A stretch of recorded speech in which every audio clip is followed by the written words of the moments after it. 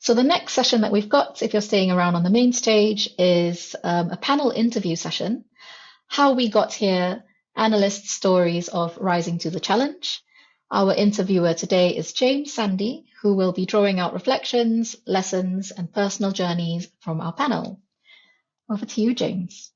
Interesting session before, so we'll do our best to follow that. We've got three analysts with us from really varied and interesting backgrounds. I'm really pleased to welcome to this session. We're going to keep it to time because I get into trouble if I don't. I am going to ask each of them, so Tom, Rian and Siobhan, to talk about their backgrounds, their current roles, their stories so far, and their kind of current career path. I'm going to give them 10 minutes and I'm going to be ruthless. I'm going to jump in after that time. And once we've sort of had an overview from each of them, we're going to have some time for some questions and then some reflections on kind of future role of analysts. So things that we've touched on in some of the speeches and talks today. So first of all, I'm going to come to Siobhan, Siobhan Licorice is a data architect in the NHS Business Services Authority and is also a branch lead for AFA North East and North Cumbria.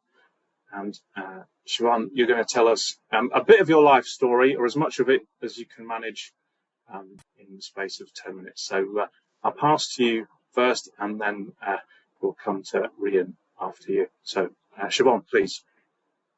Yeah. Can everybody hear me? We can hear you loud and clear, yes. Thank you. Right. Cool. So an update to that. Current role is Head of Data Visualization at Kent and Medway ICB. Data architecture was previous. Story so far, how I got here. Grenadian. Moved here. It was a very tiny island in the Caribbean. To give you some perspective, it's 100,000. That's the total populace.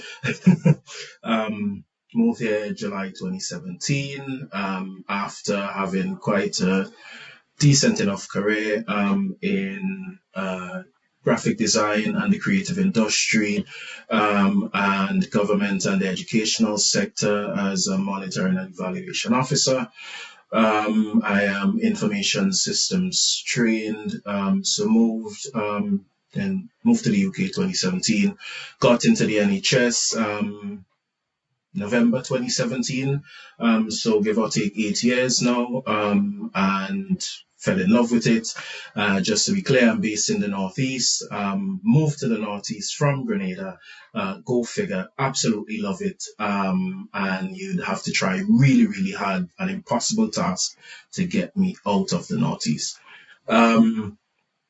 So getting into the NHS, so it's quite an interesting story, I think, for me, because the role I actually that I interviewed for, I like talking about this because it feels unconventional, but I think I like to say, I like highlighting that a lot of times people think when rising to the challenge, it's only about you as an analyst or trying to get into the role. But I think it's really about opportunities as well. And you have to shout out really good managers and people who are in those positions that create the opportunities.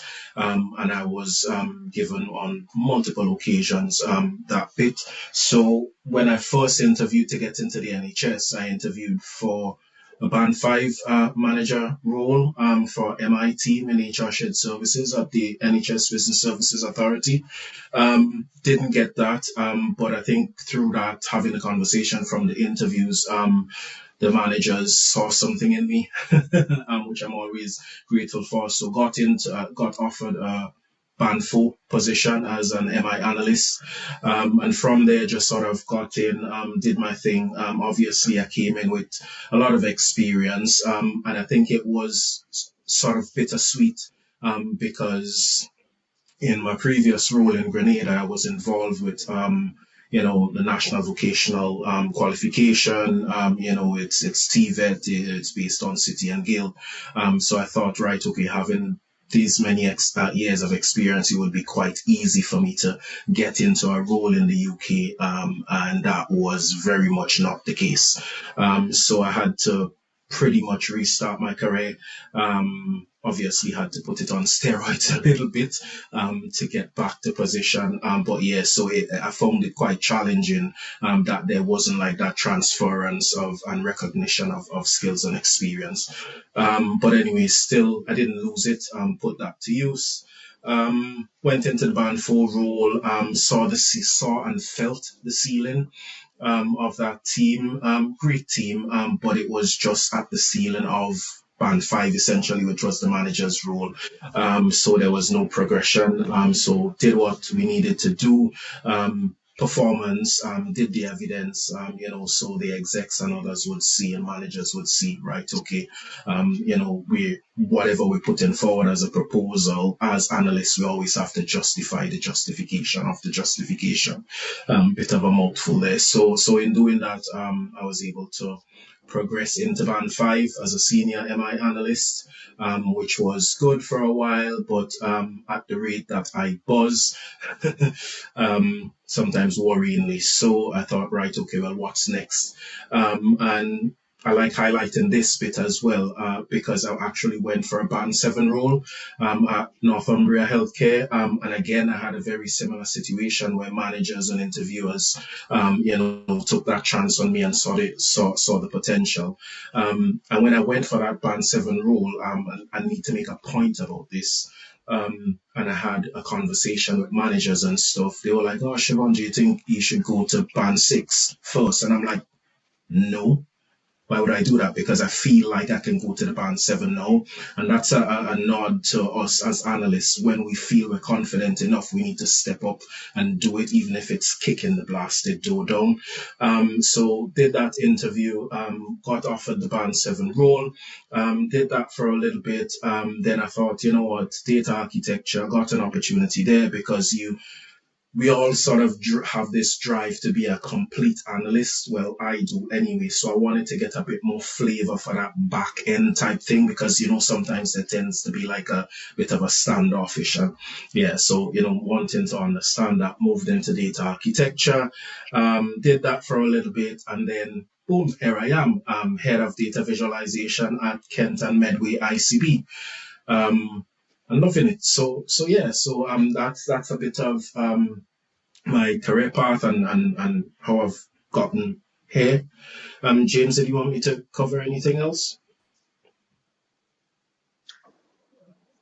Well, Siobhan, you covered quite a lot there. I think you've done very well to get all of that into that time. So we'll pick up a few of those points. I noted here that you one of your aspirations is to be a chief analytics officer. So probably next time you come, that'll be your title. I've also noted in the chat there's a lot of love for the Northeast, I think. Which Absolutely. Yeah, there we are. Other regions are available, we should probably say. And to demonstrate our bias, we're going to move to Rian Davis now, who is also, I believe, sitting in the Northeast, possibly, or at least hails from that part of the world, hides out there at least. And Rian is a senior data scientist at the strategy unit. And it says here, Rian, that you have a PhD in statistics and operational research and are a statistical ambassador for the Royal Statistical Society. Possibly the most difficult thing I've had to read out at a workshop. But over to you now, just for your sort of overview, really, in terms of how you got here. Sure thing. And yes, I realise I am about cycling distance from Chevron, so yeah, big up the Northeast. And I also trip up over the word statistics and statistical, which is very challenging when that's your profession. So I have a PhD in statistics, that's my background. And after my PhD, I went straight into sort of data science consultancy in industry. So I worked for a number of small startups. I worked in psychometric mobile phone games. I worked in a tiny railway startup with a bloke called Howard. And then I worked as a professional R trainer and consultant for 5 years. So I was mostly in small family-sized companies doing consultancy. That was the thread. And the reason I did that is because the reason I like statistics. I like helping people answer their problems. I don't always love, much as I love going down a rabbit hole, I find more value spending time with experts and people who are really passionate about a very specific interest, and then giving them some of the skills, or just helping them unlock the skills themselves to go off and answer that question that they really care about. So like a real consultancy mindset, which is, I think, very tied with statistics as well. And then when I was working as a sort of professional R trainer and our R consultant, I got to do a lot of work with NHS analysts, really real people on the ground working in trusts. I did a lot of training across the UK with different analysts, and I was just blown away by the great work going on across the NHS by individuals. But the story was there were individuals sort of fighting all of these tech challenges within their industries and doing some really good stuff, but just it being so spread out everywhere. And that was my sort of first real exposure to NHS work. So I sort of supported the NHS externally for a few years, and then I had the chance to join the strategy unit 2 years ago. So this is my first NHS job, or job in public health generally, health and analytics. So in a way, in terms of like, I guess, challenges, I've never worked on the ground in a trust. I've heard a lot about the pain points and some of the challenges, but it's not something I've ever had to experience. So I feel quite lucky in that respect that I've had the opportunity to try and help people tackle those. And yeah, you mentioned some of the other stuff I do. All of my sort of jobs that I've found so far, I've discovered and then had help applying for them through social media and meetups. So I'm very involved in quite a number of communities. The Royal Statistical Society I find really valuable. NHSR, well, which is now NHS Open Analytics, I was doing before I was an NHS member. The R Ladies community, Rainbow R community. And it's through those communities really that I found my people, found the skills, and actually found those jobs and sort of connected up the paths. Anything else you think we should chat about? Now, I guess I've not really said anything about the strategy unit, but we've heard a lot about the strategy unit over the last few days. It's nice to be a critical friend, I guess, inside the NHS. That's something I value. I don't know about you, James, about being within the strategy unit. Yes, being allowed to challenge is very important, isn't it? I think in terms of some of the things we do.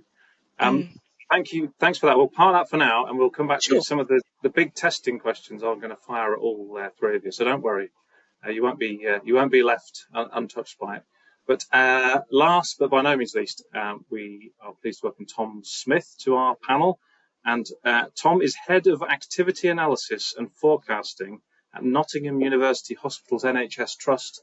Again, another very long business card, I think, Tom, for you. And Tom's background is going to tell you a lot more about this, I think. But before, I think, Tom worked in the NHS, he worked in large-scale engineering and manufacturing, which means that he's worked in automotive, not trains. So there could have been a link there with Rian, but for folks like Toyota and Rolls-Royce, but aerospace, not the grand vehicles, I don't think. But Tom, it's good to see you on the panel, and over to you for your short story of how you got here. Yeah, thank you ever so much. So I'm not sitting in the northeast. I've been on holiday there though 3 times, and there's a little fact: it's never rained on any of the 3 holidays we've been in the northeast. So, don't go and work in the northeast. Come and work in the East Midlands and go on holiday to the northeast. That's my recommendation. So I'm Tom. I'm Head of Activity Analysis and Forecasting at NUH, which, as you say, is a bit of a tongue twister. I have a small but perfectly formed team of in sort of 2 halves. We've got half a team looking at the activity analysis side of things, and we've got half a team looking at sort of quality and nursing. So the activity analysis side lean a little bit more towards data science, and then the other half of the team look at quality nursing, staff engagement, patient engagement, things like that. So that's me. My job really is to try to understand this business. It's a big hospital. We're a relatively large organisation, about 18,000 employees, 2 hospital sites, and it's a really, really complicated business to understand. So my job really is to try to understand it with numbers, and then to try to connect up the questions that are being asked and that are causing trouble with hopefully a skill set and a data set that can move us forwards collectively. So that's sort of my job as it stands today. My background is not a classical analyst background, if you like. As you say, my background is manufacturing. So my degree was in mechanical engineering, actually. So you could say a numeric degree, but statistics wasn't my favorite part of that course, it's fair to say. Neither was programming, because the programming language we learnt was Fortran, and I hated it. And it probably put me off, actually. For about 15 years, I didn't touch another computer or any code, and then gradually slipped back into it with a bit of VBA. And then eventually I found R, and things have been much better since finding R. So yeah, background in manufacturing. And what is that? So my job in manufacturing was essentially to try to solve problems. And there were lots of different types of problems, some technical problems. But generally, in my experience, the technical problems tended to just get solved. If they were even hard technical problems, if they're just technical problems, there are a lot of clever people around, they just tended to get solved. So I tended to become involved when it wasn't just a technical problem. It was also perhaps a cultural problem, and a political problem, and a problem of will, and a really, really sort of knotty, difficult, tricky problem to solve in manufacturing. And my formative years, as you say, were in Toyota, which is a Japanese manufacturer. They have a vehicle assembly plant in Burnaston in Derby, which is where I worked. And those were hugely formative years in my time. Anyone who's worked there would probably agree it's an incredible privilege to work there. The Japanese thinking way is incredible. The different way of thinking and breaking down a problem. I'm so lucky to have experienced it firsthand, even for the short time. Well, it wasn't short, it was 6 or 7 years, but it's so different from anything I've experienced since. And I think I'm incredibly lucky to have done those engineering roles in a Japanese company, basically. I constantly return to the concepts that I found there. So waste elimination, the 7 wastes, the 8 wastes of lean. I don't want to bang on about lean because everyone does that, but in Japanese culture, there are actually 3 different words for the word waste. There's waste, and then there's the waste of unevenness or variation, which is a completely separate concept. And then there's a 3rd waste, which is the waste of overburden. So they've got a really kind of nuanced approach to a lot of the problems that we struggle with day to day. And I find myself referring back to it really quite frequently, actually. So yeah, that's my background. Some of the proudest things I've done have been in manufacturing, sort of, again, around waste elimination. So I'll give you one little example project we did was deliveries of a certain part were late. It was a gearbox. And we were the customer and the supplier that was supplying us this gearbox. It was great quality, but it was constantly late. They couldn't make them fast enough. And so we spent about 15 months actually working with the supplier, videoing processes. And we managed to get from essentially 40 hours of human contact time building these parts down to 12 hours. Same quality of end product, very little investment in terms of capital to do that. And no extra people, obviously, because we massively reduced the amount of time it took. And everyone was much happier because it was taking less time to build the same stuff, and they weren't late anymore. So that was probably one of my proudest projects, and the sort of a little glimpse into the sort of thing you get involved in if you're working in that type of space. But this is an analytics conference, so I really do feel like a misfit here. But yeah, that's the background anyway. Can't hide from it. Excellent, Tom. Thanks. You don't need to feel like that. I think it's great that we've got people from all kinds of different backgrounds, sort of giving energy to the discipline, really, which is great to see. I was just thinking, as you were all talking, as you were all sort of giving your life story, this is your life moment, if you like. I was just wondering how we'll open out for questions shortly. So if anyone's got a question they want to pop in the Q&A or in the chat, and please do that. But I was just thinking how important particular people might have been in terms of your journeys, in terms of perhaps mentorship, or some of the kind of cultures you've worked in. Tom, you were saying about some of the sort of perhaps Japanese culture has particular approaches and particular styles. But Siobhan, I would come to you perhaps in terms of a particular individuals or mentors or people that you look up to and look back on in terms of, without their help, perhaps they would, wouldn't have got you to a stage? Would you just want to reflect on some of those things? Yeah. Yeah, I've had mentors, and still do. I think mentorship is a really important thing. But it can be quite a tricky thing, because in the rare spaces, mentor-mentee relationships, you just kind of, it's formed and then the spark flies. But 99% of the time, you have to actually know that, right, okay, there's value in mentorship, and actually go get it. I think we forget that a lot of times. We want to sort of just sit back, and we're generally quite quiet as a people, in data and analytics, and we think everything's just going to be, spoon-fed to us. It's not always like that, particularly around the personal side. So I realized that quite early on, going all the way back to when I was doing my first degree in information systems. And I've always had the sort of flair for computer science and those sort of things. So quite early on, not very, very early on, but I would say my second mentor, because my first and ultimate would be my mommy, who's left us now. But my second is my what are they called? Department chair at uni.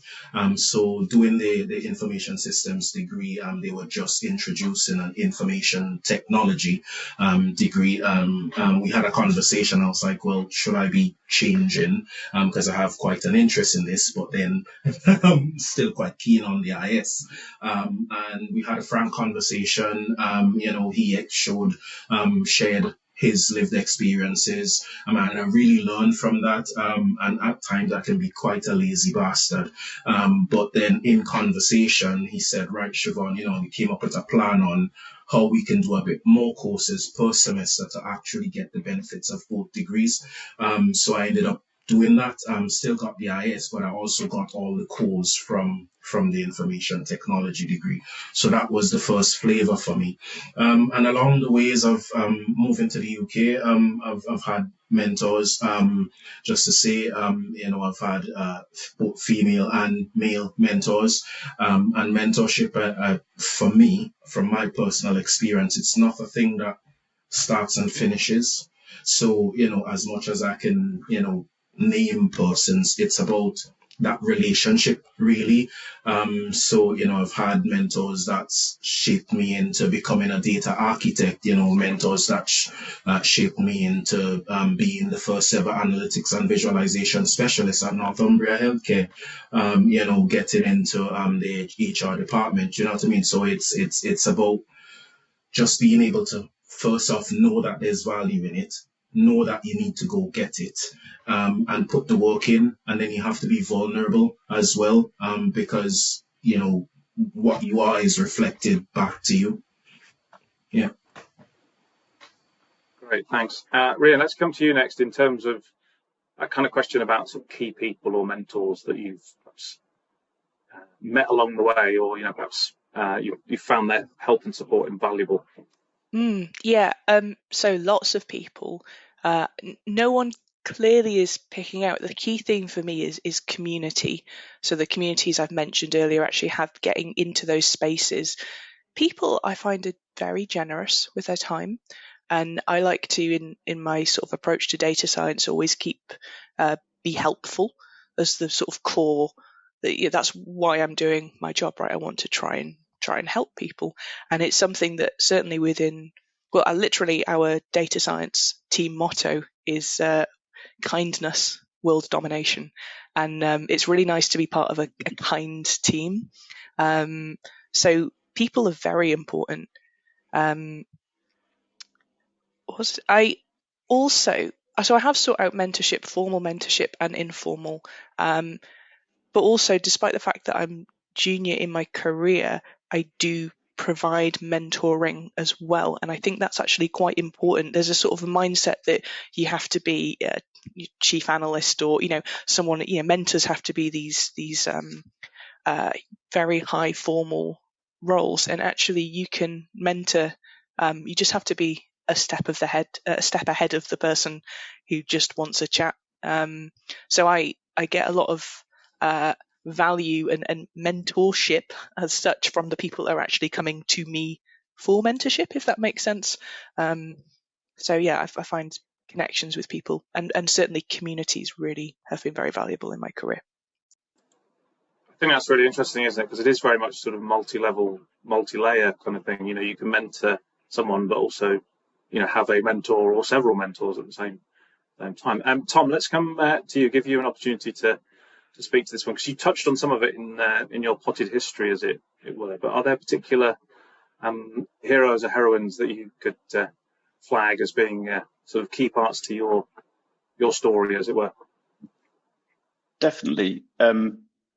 Probably more by osmosis than by sort of a direct sort of formal mentorship agreement. But there have definitely been moments in my career where literally just snapshots where you're in a situation and something happens that for whatever reason you hold on to. And one of those moments was, yes, in engineering, a really big intractable problem. I was the most junior person in a room with my boss at the time, and there were even more senior people from suppliers and from customers, and it was a really, really kind of gnarly situation, and everyone had got quite it was an expensive meeting because it was a serious problem, and my boss just cut straight through it all with the question, do we want to solve this? And there was this sort of silence in the room and this tumbleweed, and suddenly his name's Martin, and I might even forward this video to him afterwards, but he won't remember that. And there was this silence in the room and this tumbleweed, and you could hear everyone thinking, yeah, this should not beat us. This is not an unsolvable problem, but the way we're approaching it is going to make it unsolvable if we're not careful. And so that's just, I suppose that's just a little example of the sorts of mentorship that I internalize, less formal, but also just to echo as well, Rhian, on the community point. There have been points even in my career within the NHS actually where I've been a little bit sort of lonely and a little bit, looking for an answer, trying to find some kind of guiding light. And for me, that guiding light has very much been the analytical community. NHSR principally, nowadays HACA, and all the fantastic people who operate around those organizations. So yeah, community, huge mentorship there. If you log into those forums and don't come away with a good idea every time you log in, you're not looking hard enough, in my view, because they're absolutely cut through with inspiration. So yeah, that's my bit. Thanks, Tom. That's really positive, really powerful stuff. We've got a question in the chat from Louise Killen, who says, what's one thing you'd say to people starting out on their data and analytics career? So what's the one thing that you would say, other than don't do it, maybe, is probably the standard response to that. But let's get some thoughts on what advice you might give. Let's come to Siobhan first.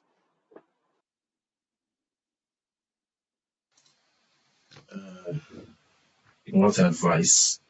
Got you on the spot now, haven't I? See, that's that's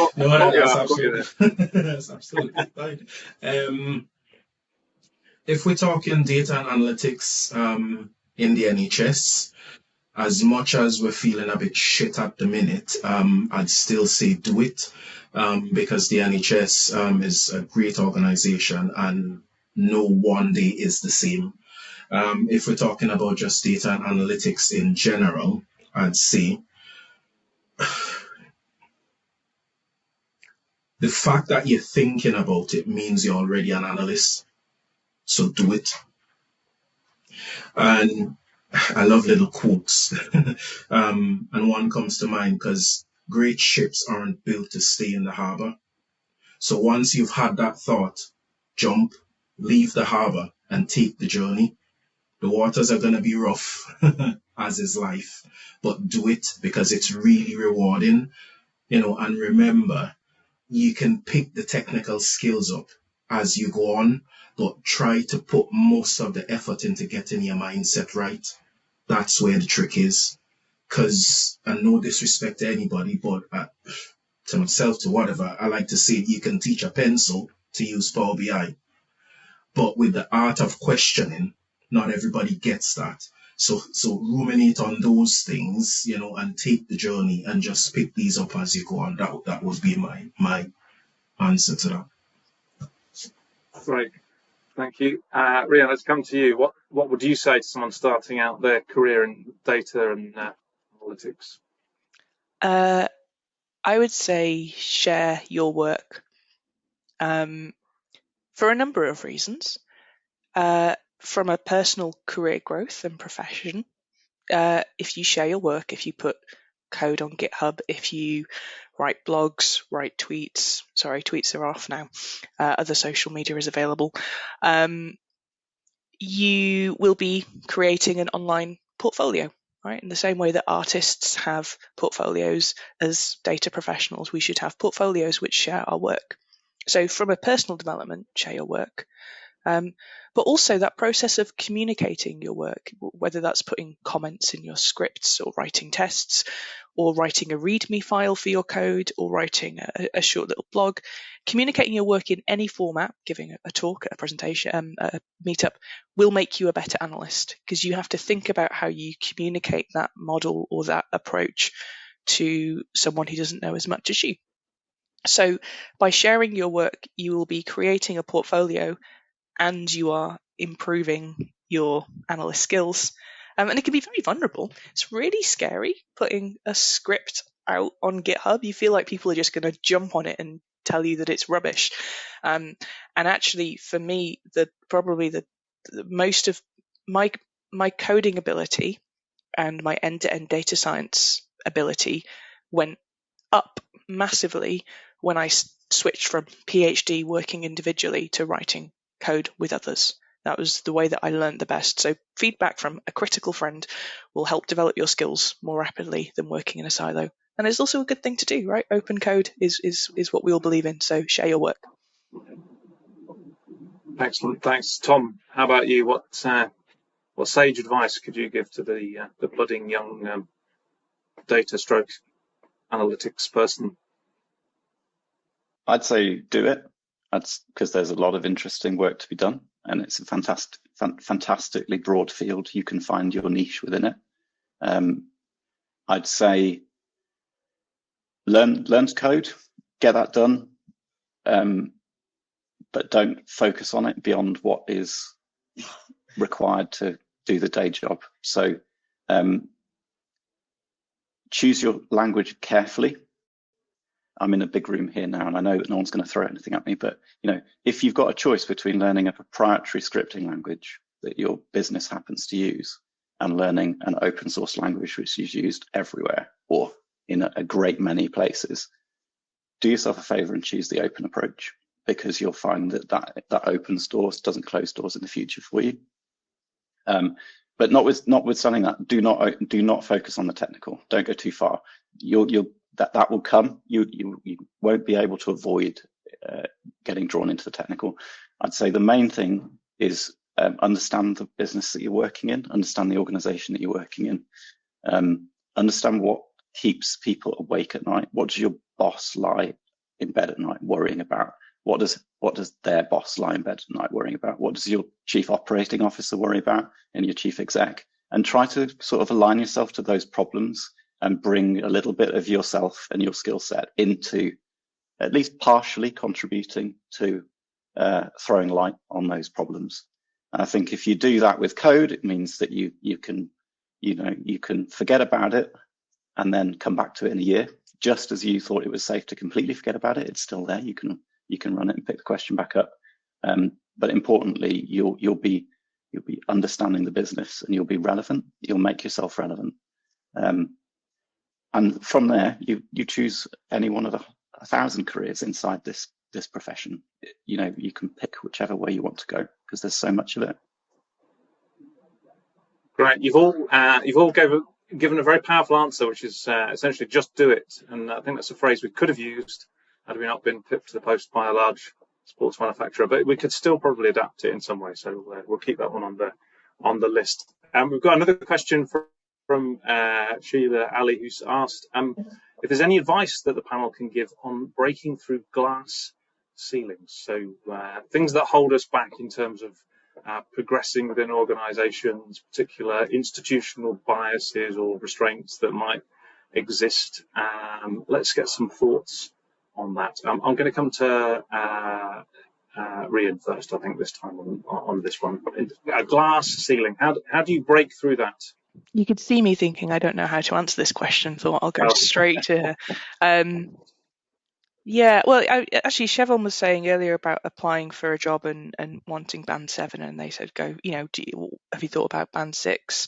One of the first data science jobs I applied for was actually a junior data scientist, and they wanted someone who had you were expected to learn R on the job, and I applied for it being more advanced than that, but it took a lot of. It felt quite weird applying for a job that I was overqualified for, just to sort of go in and say, look, can you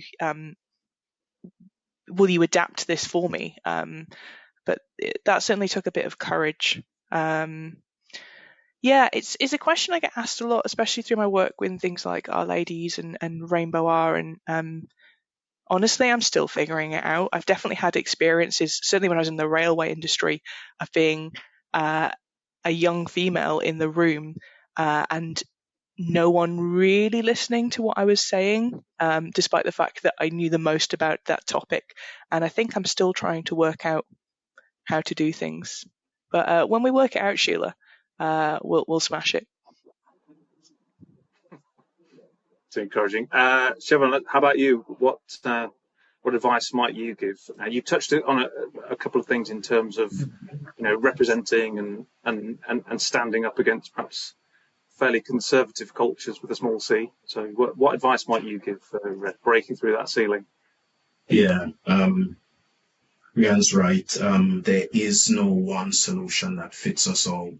Some of us are just going to kick that glass over. Some of us are just going to, heat the end and gently shift the glass off and lay it to the floor. Some of us are just going to chip away. I think my advice on that starts with first finding you're happy. And I think we often forget that part in everything we do. So you're coming into being an analyst, you're coming into data and analytics, you're feeling like you're being pressed on, like you want to grow and all of that. In whatever you do, find what makes you happy, because then, quite honestly, are you breaking the right glass? Is breaking that, going into that next band, going into that higher role, is that really where your happiness lies? That's the first thing. Consider that. Get into the habit of reflecting. That's the other thing. Next thing is, as data and analytics people, I'm guilty of this, we don't turn our skills inward. So we'd be asked to look at a million by million data set and we go, oh, that's flipping tasty. And we put all our skills to it. But the minute we go, right, well, the question, how do we break that glass ceiling? Well, it starts with self. 2 seconds. Sorry. It starts with self, reflecting and knowing where your happiness is, knowing what makes you happy, but also what your skills are. What are the reasons you want to break through that glass, and is it the right glass ceiling? And then when you've answered those questions, just freaking do it. Do you know what I mean? It's as dead simple as that. Believe in yourself.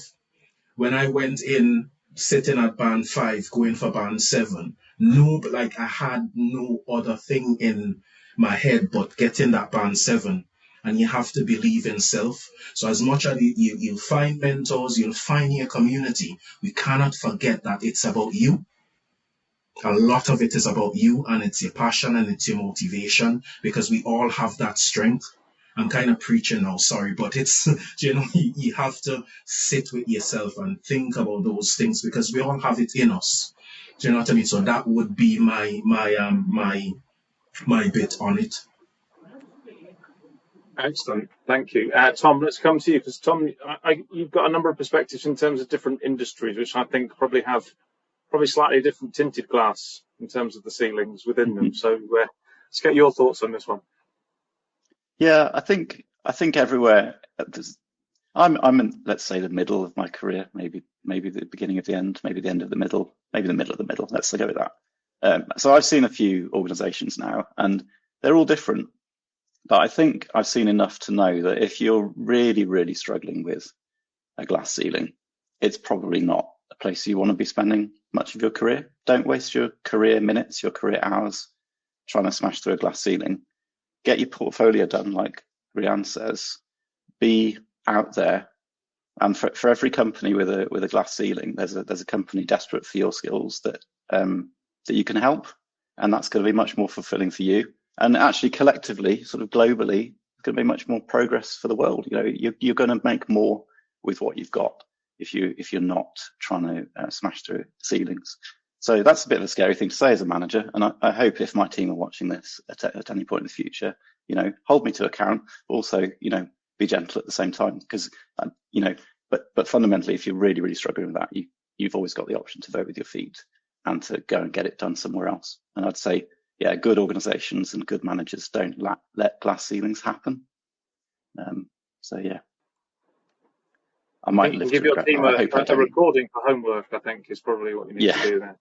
Make them watch that. Thank you. We're going to move now to our next sort of question for the panel, which is a different type of glass, if you will. This is a bit of crystal ball gazing, really, in terms of looking at the role of future analyst. And if you can cast yourself into the future, maybe with a DeLorean or a TARDIS or something like that, I don't know. But if you can put yourself in 2035, that would be, which is quite frightening. But 2025 seems a long way away for me, a long time ago. But anyway, this is really about how you think your role in terms of data science and analytics might change in the next 10 years. We know there's a lot of technological development at the moment. There's a big debate in tech culture about AI and various other things swirling around it. So let's get some perspective and some thoughts perhaps on how that role, or the role that you're in at the moment, might change in the next decade. I mean, it's a big question, but we like to take on big questions. So let's. I'm going to come to Siobhan again, I think, first for this one, because I like to pick on him first. But crystal ball gazing, it's a difficult one, isn't it? But I imagine through some of the things that you talked about and some of the things that you've done, you can see where the sort of trajectory for these, for these sort of discipline and these roles might be. Yeah. I think particularly for data visualization, and actually probably across analytics overall, we don't utilize multidisciplinary teams enough. We often set up this ivory tower type thing. Sometimes we're very sort of guilty of that in analytics because we get quite pompous. And when I say we, I genuinely me. When I think back on my experiences sitting in the creative industry and now sitting in data and analytics, that was like a perfect marriage for me. And that's what really triggered me to go, oh, damn, data visualization. But in doing that, I've realized that in data visualization, it's really more about data and slight visualization rather than actual visualization, because there's not much considerations, not the way it should be anyway, for the level of communication. So, comms responsibility, branding, being the gatekeepers of those, the NHS brand, the organizational brand, using the right colors, accessibility, neurodi, like those sort of things. We talk about it sometimes, but we push that aside because it's about data and analytics. Then we're talking about user researchers. We're talking about content developers. We're talking about content designers. We're talking about actual graphic design people.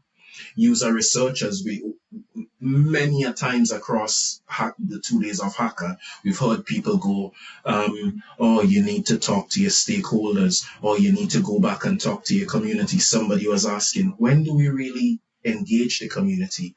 Like, we're bombarded as it is in data and analytics. We don't really have the time to actually go do those things. But if we adopted that MDT style, then we don't need to bring the resource in. We just need to collaborate. And there's that C word, that collaboration where you go, right, okay, well, you're responsible for this, and we start connecting those nodes. So I think for data visualization and for data and analytics, crystal ball, and a massive hope is that we adopt that MDT style where we can have way more collaboration, way more nodes connecting up to that big picture. And it helps as well from an organizational and from a national sort of NHS and whatever institution you're in perspective. Excellent.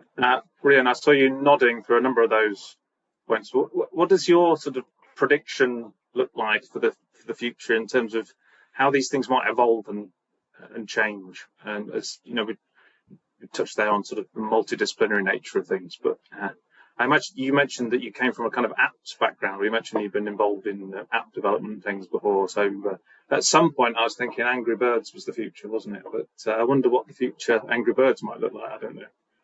No idea what the future of Angry Birds is like, but I was nodding along vigorously because I'm a big fan of MDTs for data as well. That's definitely something I like banging the drum about. Crystal ball. I'll tell you what's going to be the same, right? A lot of the job is going to be the same, which is going to be helping curious people who are passionate about something answer questions and having impact. That, I think, is still going to be the same in 10 years. I will say the AI word, I don't know what's going to change. I have been very AI grumpy the last 5 years or so. My background is statistics, and so when people talk about AI, I would unhelpfully roll my eyes, use air quotes, and that's not helpful. That's not kind.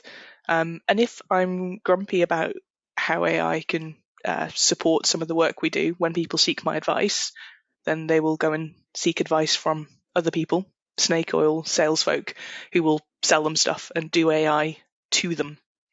So I don't know what will change in the next 10 years, but I know that I need to be more, I need to be less AI grumpy in order to help people use technology correctly in the next 10 years. Interesting, thank you. Tom, let's get some of your crystal ball gazing, if we can. Well, I think 10 years is.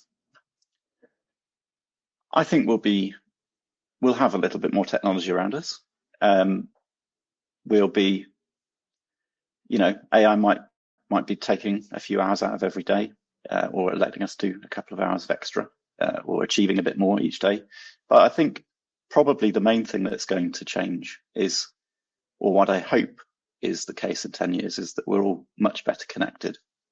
Certainly from an NHS point of view, I would hope that within the next 10 years, the open source and kind of open sharing culture has become not just, something championed by enthusiastic folk like of the sort that you probably heard talking in this conference and in others, but it's become mainstream, become expected, it's become standard. It's very much, hopefully, the normal way of doing business.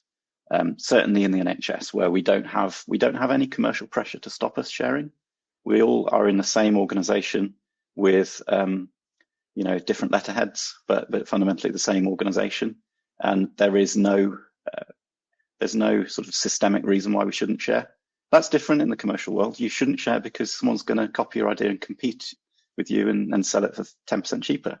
But here we should be totally open and sharing. So I very much hope that the snowball continues to grow, and I think it will. So that's my prediction for 10 years. Much more open sharing. And that means when you've got a problem to solve, you'll be a couple of Google queries away from some working code that's been battle tested in some other organization, a couple of phone calls away from talking to the people who wrote it, and maybe a couple of weeks away from having a pilot in your own organisation, rather than today it would take very much longer than that to achieve the same thing. Excellent, thanks, Tom. A few folks in the chat echoing the AI grumpiness, however that's defined. So thanks for that. We're nearly at the end of our time. We've got about another 5 minutes, but importantly, we're going to move to another exact science from the crystal ball. We're going to move to the magic wand. We use all the tools in the trade here. And you're all sort of given an opportunity here, really, to sort of tell us about one thing that you could change that would help analysts to have more impact. So you have to visualize a magic wand. I imagine you've got that. What's the one thing that you could change to help analysts have more impact? So short and sweet if you can. I'll come to Siobhan first. Thanks, James. Interesting one. To help analysts have more impact, I would wave my wand at the managers and the execs and the leaders, not at the analysts, because they can be walls when not done right, more than self-imposed or self-inflicted stuff. So for me, it would be getting managers and leaders and exec to realize that us in data and analytics, we're more than our flipping rules. So we come to work and we bring this awesome skill, but I have many other interests, and those interests can contribute to making me a better analyst. So that's why I like saying we shouldn't have professional development planning. We should have personal, professional development planning, where you're not training and developing people to just be this job. So when they're gone, can't really do anything else. I mean, it doesn't always happen, but it would be nice to have some interest that's closely aligned to the job that I'm doing, because we need managers and execs and leaders to know that we are more than our jobs. Okay. Loud and clear, thank you. Rhian, in short and sweet if you can. Yeah, I'm a big believer in reusability rather than reproducibility. So rather than reproducing analyses, moving to a world where we borrow with pride other analysts' code and reuse snippets and develop together across the system. So I'd love to see, I'd wave my wand and create a national code library of open source public health packages that we would all develop together and build on together. Excellent. There's a lot of magic power in these wands, I'm sensing. Tom, just come to you finally. I would magically make everyone want to communicate visually and graphically and with diagrams and pictures.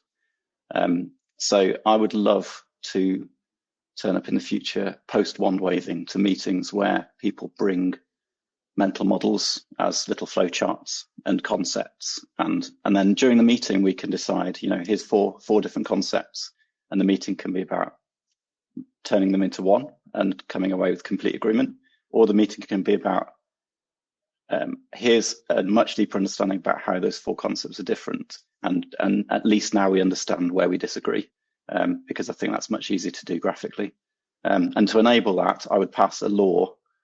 No, we don't need to do laws, because we've got magic wands. The very end of the little kind of flick of the wrist would be, there would magically be a whiteboard in every single meeting room, and it would always have a whiteboard pen that worked next to it. Excellent. Getting a clap already. We're at the end of our time, but just before we sign off, can I just say thanks so much to Siobhan, Rhian and Tom for bravely volunteering for this panel, but also sharing very candidly their stories and helping to give some really creative and imaginative answers as well, really helpful. And I think, Ewan, I'm going to hand back to you now, so because you're steering the conference. So thanks, everyone. Thanks for your time, and thanks for taking part.